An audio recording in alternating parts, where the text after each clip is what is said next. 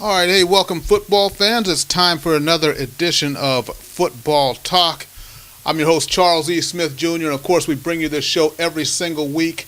I don't do it alone, though. We're going to go ahead and take care of this first week of football, sort out some of the good, the bad, and the ugly, and there was a lot of good, there was a lot of bad, and some things were just plain right ugly. So I can't do this by myself. Of course, I enlist only the best talent around, none other than Chris Lardieri.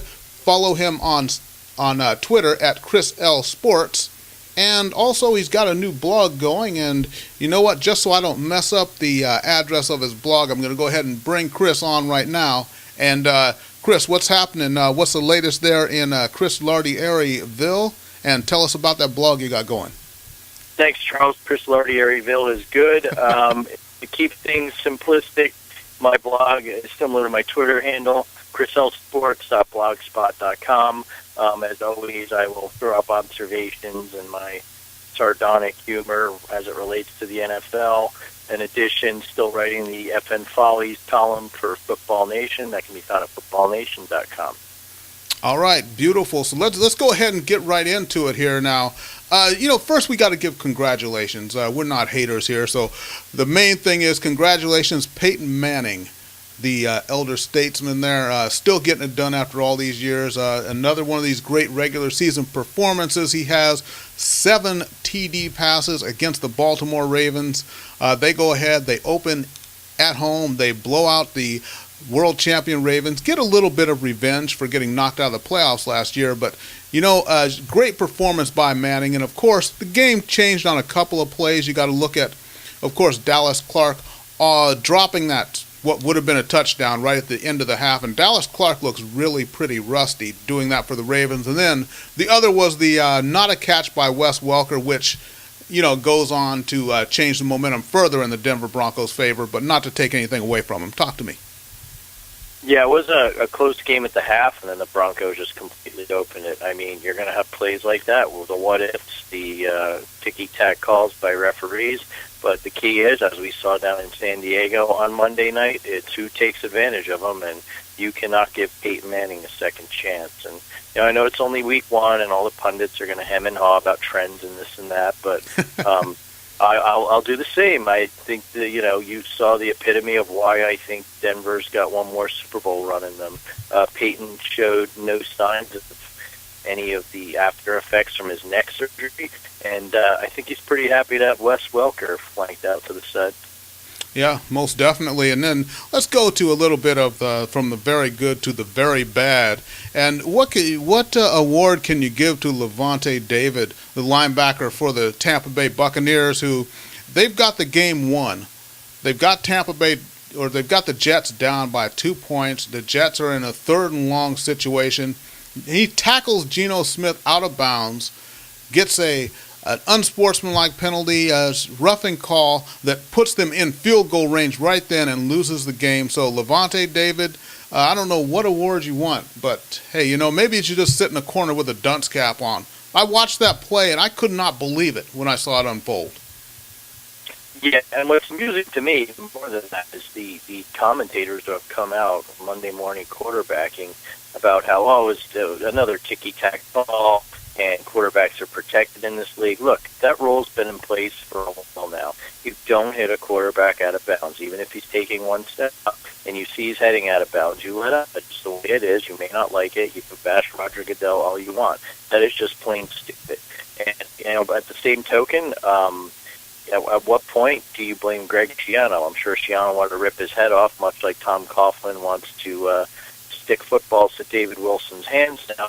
But, I don't know whether the coach deserves some blame for that or if he's really going to crack down, because that was just a completely boneheaded and undisciplined play, something I would expect out of college, not an NFL player. Right, and when I looked at that play, though, it wasn't even about the thing of them protecting quarterbacks. That hit was so late and so far out of bounds. It was amazing. I mean, the only thing worse than that this past weekend was, and we'll go ahead and transition into Domicong Sue getting a 6-digit fine from the league for his cut block on a lineman. And the worst part about that, you look at that play. Here, the guy gets an interception. and it actually negated that. It negates a touchdown. Now, fortunately, it did not lose the game for the Detroit Lions, but that block was completely unnecessary. It's illegal. It's low, and Sue just has a history of this. And there again, when you talk about it, at a certain point, maybe you got to look at Coach Schwartz and think the blame may fall on him. Yeah, absolutely. And Sue never ceases to amaze. I mean, I'll just flat out say it. It's just selfishness. He can't control his emotions, and one of these days it will cost his team a game. And what I don't think he sees is the big picture. Correct me if I'm wrong. He's a free agent at the end of the year, and he's going to wear out his welcome in the Motor City. So just when you think Sue's turned the corner, he reverts back to his old ways. Right, and it all started, he was, of course, the Defensive Rookie of the Year in 2010 when he came in, and it started even that season with him trying to behead Jake Delhomme when Delhomme was playing for the Cleveland Browns. But what the strange thing is about Sue is that I understand when you have a game that's gotten a little bit chippy and there's been cheap shots taken and it's just getting kind of nasty out there on the field, but all of his actions just seem really kind of disjointed, disconnected from the game itself. Like when he kicks Matt Schaub in the groin, he stomps on the lineman for the Packers. It's just unnecessary, and it's not about the way the game is flowing at that time. It's just like he loses it, and all of a sudden, a game that was being well played and not a lot of penalties, not a lot of cheap shots, and Sue just goes, what can you say? Goes nuts. Yeah, he really goes in the Street Fighter WWE mode, and don't know what will get through to him. It's really unfortunate, but the good thing is he's taking a page from A-Rod's book and he's appealing the fine. So we'll see what the process turns out. Good luck with that one. All right, let's go ahead and talk a little bit more here. Some of the games that happened this week. One thing we were all anxious to see how the Philadelphia Eagles would do with Chip Kelly putting in the fast motion offense, going to play a lot of plays, and hey, you got to like the way it turned out, and maybe we have a case of a new Three Amigos with that whole up-tempo offense. Michael Vick, Deshaun Jackson, LaShawn McCoy, three quick offensive players playing in a very quick offense. It could be the perfect storm there in Philly. Yeah, it really could, and I was impressed with what they did against the Redskins. I think Vic hasn't been as happy in years. You could see it in the post-game interview. And, Deshaun Jackson was just completely open on some of those plays, so he's got to be pretty tickled as well. The one thing I will say, it's only 1 week, and Chip Kelly came out and said they probably could have ran 10 more plays. He wasn't as happy with the efficiency of the offense. So what I'm worried about are two things. One, are you going to wear out your offense and your defense because you're running so many plays and either putting up quick scores or punting back that you're going to wear down the Eagles' D, which is not stout to begin with.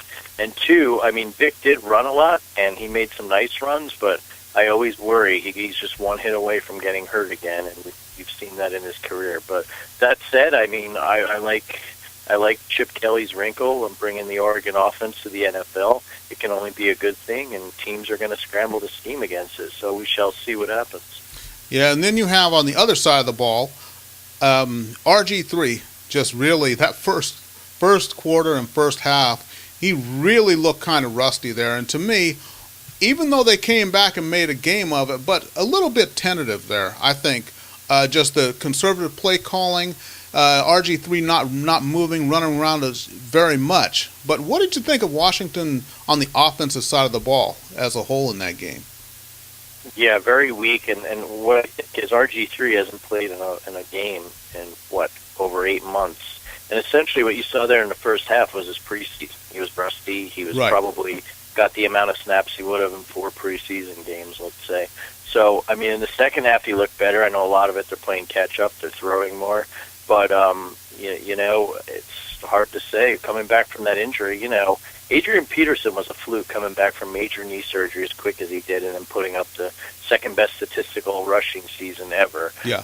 They do say, for the most part, it takes a good year for a player to get back in tip-top shape and cut, and for a quarterback to plant and throw off those knees. It's gonna take a little while, and I think you saw that rust on Monday night.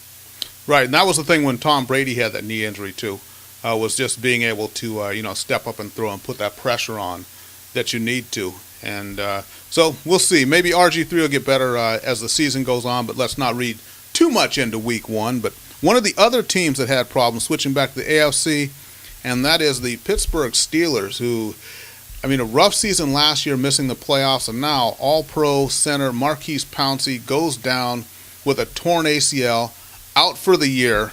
And you could just see when that happened, and Roethlisberger and Tomlin, Tomlin the coach, also were just really forlorn when that happened. But, man, what more could happen to the Steelers? Yeah, and we had talked about this in our AFC preview show. If the Steelers line can stay healthy, they were banged up last year, and protect Big Ben, they've got a chance to win that division. And now, person who some think was their best or most key offensive player is done for the year. And it's not easy to find a center. It's not like you go out on the street and pick one up off out in free agency. They're going to have to switch someone who's not a natural center, maybe a guard over there, and that affects the running game, that affects the passing game. So I know it's only 1 week and they're already hurting at the running back position, but doesn't go well for the Steelers. That said, even though they're 0-1, they're tied for first in the AFC North, so there is room for optimism. There you go. And talking about the running backs, of course, Rashard Mendenhall left in the offseason.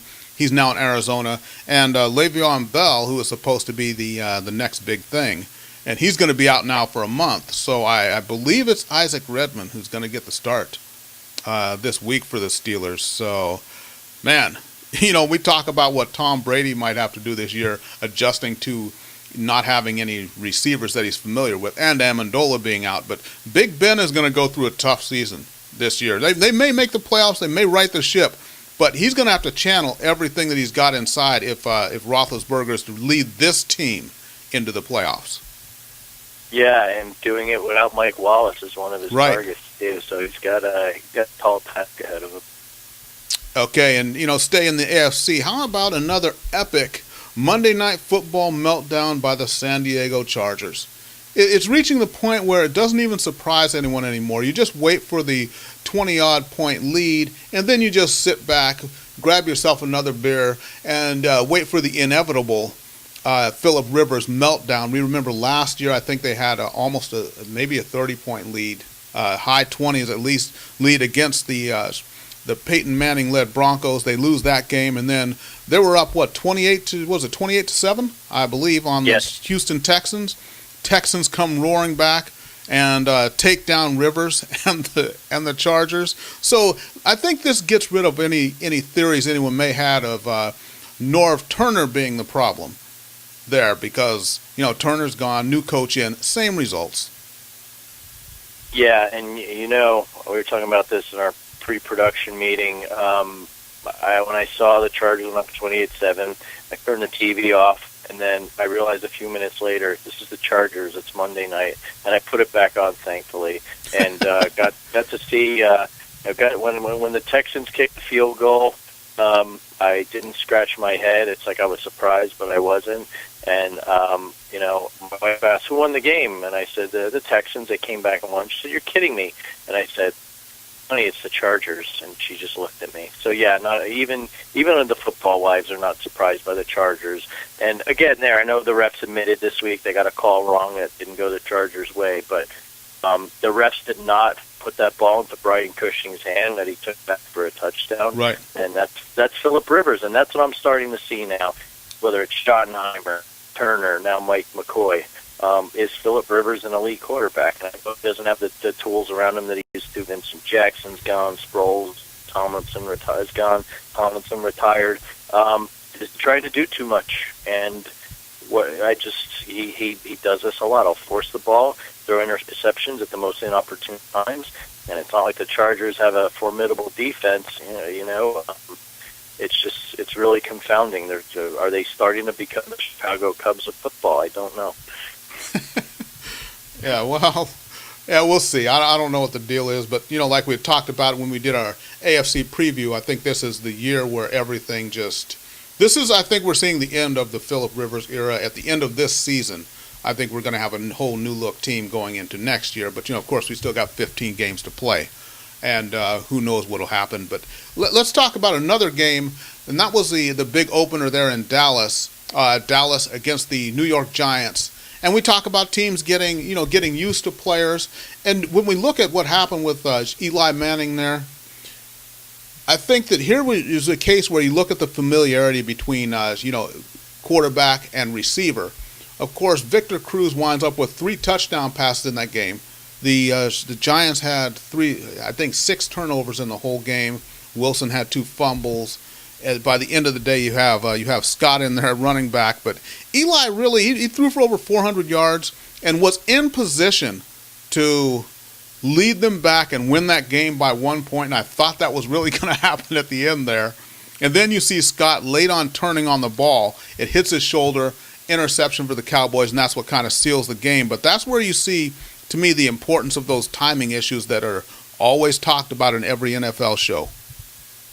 Yeah, definitely. And, being a unabashed Giants fan as I am, I was not happy about the loss. But given the fact that they gave the ball away so many times and were still in the game with a position to win it, were it not for an inexperienced running back not knowing where and when to turn, like you, me, and Chris Collinsworth said, they probably were going to come back and at least have a good shot to take the lead in that game. The good news is that Eli's still working well with Cruz, Hakeem Nicks, and now Ruben Randall's emerged as a bona fide number 3 threat. Mm-hmm. So, we could really see a lights out air show at the Manning Bowl in the Meadowlands this weekend. The running back situation's a major problem, and when you bring Brandon Jacobs in, who everyone thought had burned his last bridge with the Giants, you're hurting at that position. Yeah, that's true. We'll see. Well, maybe the big fella has something left in the tank. He is number 27, and we talked about the plight of the running back with the number 27 on their jersey, from Eddie George to who am I thinking of? Ron Dane. Ron Dane, yeah. Yes. Ron Dane. Just the unpredictability of what you're going to get with guys who need to be running north-south, but for some reason want to be east-west runners, and that's 3 good cases right there. So we'll have to see what Jacobs has in the tank, what his attitude is like, and they got a huge game that we're going to get into in our picks segment coming up. Yeah, definitely, and I will throw another 27 out there, Ray Rice. I think hopefully he's bucking the trend. Yeah, exactly. So, and I thought that was an interesting game, that first game there with Baltimore and Denver, because Baltimore, I think, really, it seemed like just ran out of gas, and they were out of gas by the third quarter. So it could have been the altitude, the moment, but I think they burned up a lot of emotional energy in that game. And again, not making excuses, they did get outplayed, but to see them run out of gas like that, especially when they had looked pretty good in the first quarter, was pretty interesting. Yeah, and people underestimate the altitude, especially there in the summer. You get dehydrated a lot easier, and that could have come into play. And let's not forget the lightning storm that delayed the start of the game. Can we blame that on the NFL with the lights going out at the Super Bowl? Are they now manufacturing weather over some of these games? I think we should look into it. Yeah, I think they are. Yes. All right. Wouldn't put it past Mr. Goodell. Okay, well, we've covered those games pretty well. You ready to get into the pick segment? Do a little prognostication here, Mr. Lardieri? Why not? It's apparently the one thing I'm still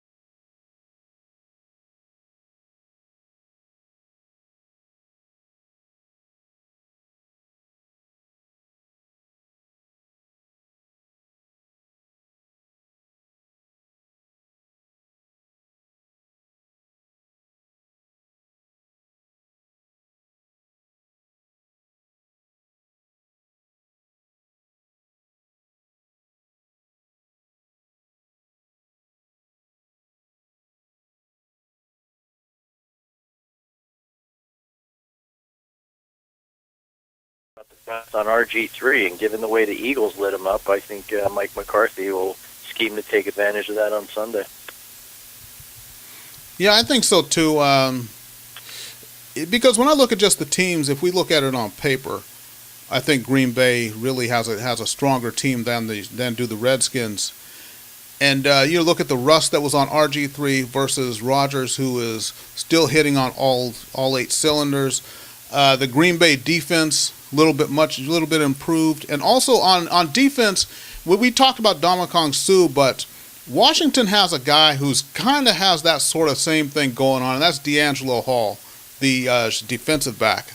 And he takes some really untimely penalties, and we got to see if that affects them. But I think overall, looking at the teams, where they are, who's prepared better, I got to go with Green Bay in this game too. All right, we agree. Okay, so next game we're going to pick is San Diego at Philadelphia, the up-tempo offense of Philly, and then we got the unpredictability of San Diego. I saw what San Diego did this past Monday night, and I think this may be a chance for Vic and McCoy and Deshaun Jackson to really kind of fatten up against that Chargers defense, and then the inconsistencies on offense that the Chargers have. So I like the Chargers in this game. I like the Eagles in this game. I hate to do it, but I'm going to have to agree with you again. Chargers coming off that demoralizing loss Monday night. Eagles definitely with some momentum and optimism. And on top of that, I don't like the Eagles flying the Chargers flying nearly 3,000 miles to play a game that'll feel like 10 a.m. their time. Historically, not a good thing, and I think all the Eagle fans that disappeared last year will show up on Sunday to root on their birds. So I'll go Philadelphia as well.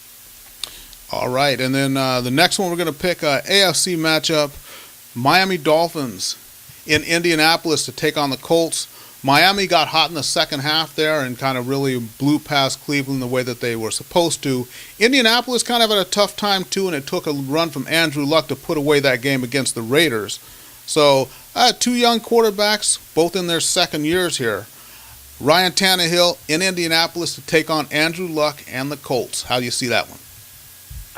This was a good game last year. It came down to the wire. The Colts pulled it out, and I remember I picked the Dolphins last year. I'm going to be stubborn again and pick them. I think the Dolphins, as we identified in our AFC preview show, are one of my sleeper teams. They're improved. Yeah, I know they beat up on the Browns, but if it weren't for Andrew Luck pulling out another victory out of the hat against the lowly Raiders, they may have very well lost. And shout out to my Raider fan friends. Terrell Pryor put up a performance. So yet again, Matt Flynn's inspired a backup to become a starter. But that said, I think the Miami offense is far more potent than Oakland's, more well-balanced. Tannehill, Wallace to throw to. They got the running game going. I'm going to pick them in Indy this week. All right, and I hope I'm really picking this with my head and not my heart, but I'm going to go ahead and go with the Dolphins as well. You look at looking at that game against the Raiders, that's a game that Indianapolis really should have won kind of handily, and they really struggled mightily against the Raiders. And I like the improvements that the Dolphins have made. They still have a stout defense there in Miami, and Tannehill getting more comfortable. And Mike Wallace wants to really become a big part of the offense as opposed to just being a decoy. So look for Mike Wallace, I think, is going to have a little bit of a breakout, maybe a couple of deep balls, but I like Miami in the game too. Yeah, Mike Wallace channeling his inner Keyshawn, just throw me the damn ball, right? Exactly. So let's go ahead and pick another one here, and this is a big one. Don't get too emotional here. The Denver Broncos in New York to play the Giants. Brother again, brother. Manning again, Manning. Talk to me. What do you think about this one? I'm going to have to be objective. I didn't like what I saw out of the Giants on Sunday night. Even if David Wilson doesn't have a case of the fumbles again, just don't think right now, mentally or physically, he's an every down back. I was impressed with Eli in the receiving corps, but the main problem that some people have noticed is the Giants' offensive line. Banged up, they've had to shuffle guys, and not entirely sold on them, and we saw the Broncos still manage to revive their pass rush on Thursday night against the Ravens. Sean Phillips, I believe, former Charger, got in on the action rushing Flacco, and I think Peyton's clicking on all cylinders, and correct me if I'm wrong, he hasn't lost to his little brother yet when they've gone head-to-head, so I think Peyton keeps the streak alive. I think it will be a good game and a high-scoring game because by no means are either of these defenses the old steel curtain Pittsburgh Steelers, and both secondaries have holes in them, so especially if Prince Amukamara is not going to play. He had a concussion against Dallas. Peyton will probably see. All right, well,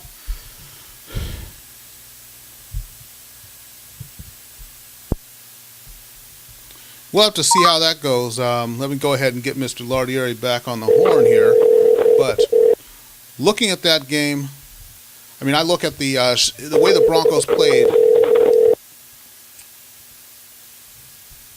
and we'll just wait for Chris to pick up here and resume. Hello. Are we good here? Yeah. Okay, all right. So we're going to go ahead and resume. So we're picking the Denver Broncos and New York Giants game. This is kind of hard for me to pick because I'm still kind of leaning toward the Giants, but they just have too many. Even with as badly as they played against Dallas, they had a chance to win that game, and I'm still not really sold on the pass rush of the Denver Broncos. So I think that will present some opportunities for the Giants to gash the defensive secondary of the Denver Broncos. But all that said, I think I'm going to have to go with the Broncos here. Their offense is clicking a little bit better. You talk about both the holes on defense there. I like the way Peyton Manning is playing, and with Welker and those weapons going on, I got to go with the Broncos. I really want to pick Eli. I do, but I got to go with Peyton in this one. Good, you're thinking with your head and not your heart. And the other good news is whether we go 6-0 or 0-6, I'll still have a 3-game lead come Monday morning. Yeah, that's true. That's true. Okay, so next game up. This should be a doozy here. Colin Kaepernick and Russell Wilson, San Francisco 49ers in Seattle to play against the Seahawks. And, well, we know about the Seahawks and the whole 12th man on defense. They're almost unbeatable in that stadium. Seahawks have good defense. They got Marshawn Lynch at running back. You got Frank Gore at running back on the other side. This is a classic matchup here. I'm going to have to go with, I still think Seattle's been unbeatable at home. And I don't think that's going to change this week. So even the addition of Anquan Bolden there for Frisco, and he proved he's a big part of that offense and a great receiver. The Seahawks did struggle a little bit there in their opening game, but I got to go with Russell Wilson and the Seahawks in this one. For the same reasons, I'm going to agree with you. The two times these two faced each other last year, the Seahawks banked the 49ers on a Sunday night game, and then earlier in the season in San Francisco it was a snoozer, but the Seahawks hung in it, and the common thing I noticed in both those games is their defense. I think ultimately both defenses are great, but I will take Seattle shutting down or at least controlling Colin Kaepernick, and with that secondary, I think they're going to cut down on his passing options, and I think the front seven can stop for.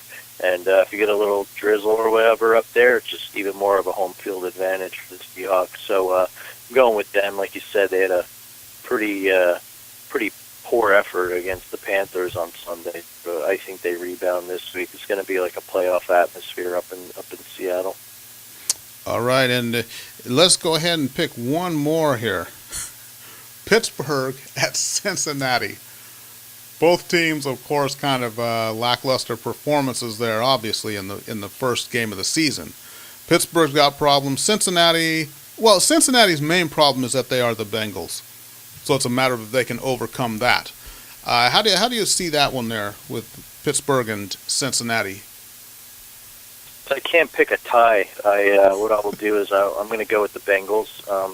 They've beaten the Steelers in their building previous years. Mm-hmm. They did have the lead in Chicago. They let Jay Cutler back into it. I just think Andy Dalton will turn things around, and the Bengals defense, which a lot of people are catching on to, I think is underrated. They're going to shut down the Steelers ultimately, who really, as we discussed earlier, Ben's running out of weapons, and with the offensive line in flux, look for the Bengals to win this game. I love the Steelers. I really love the Steelers. I go all the way back to the 70s Steelers with Mean Joe Green, Jack Ham, Jack Lambert, Mel Blount, Terry Bradshaw, Franco Harris, Lynn Swann. Rocky Bleier. Yes, Rocky Bleier. And Mike Webster at center. I don't want to get too nostalgic here. I really want to pick the Steelers, but for all the reasons, and when I look at just and here's the thing with injuries. When it comes to injuries, it's not that you can replace those guys who are injured, but it takes time for the offense to get used to, you got the center exchange between whoever is the new center and Roethlisberger. And plus, they've got monsters on the defensive line there in Cincinnati, so I think that's going to be a problem. And plus the running back situation for the Steelers. Isaac Redman, if he gets the start here, which I think he is, he's going to have a monster game. And the Steelers, obviously, they could win this, but I got to go with Cincinnati. When you look at all the checks and balances, the pluses and minuses, the matchups here and there, plus those big receivers they got, A.J. Green playing well, and the Steelers' defense still not being what it really needs to be. So I got to go with Cincinnati also. Did we actually agree on every game here? We sure did. So the needle will not move. But I will say, to add to that, we both picked against our favorite teams. So that's even more impressive. We're thoroughly objective. That's true. Maybe we should throw one game in here for a tiebreaker. I'm tempted to, but hey, we pick 6 games every week. We just happen to pick the same 6. So, we're just about out of time here. So let me go ahead and give you one last chance here. A little plug, Mr. Lardieri, at Chris L Sports, and little something for the fans you got? Sure. ChrisLSports.blogspot.com, footballnation.com. Look for me on Twitter on game days. I know you particularly like my one comment about Tony Romo. The Giants keep handing him these chances, and he just doesn't want to win the game. Yeah. I'll have random observations like that. I didn't throw it out there, but I probably should have. I was sitting there thinking on Monday night watching the Chargers-Texans game and debating with myself, is Chris Berman worse calling an NFL game or the All-Star Game home run derby? And I don't know. It's a close race.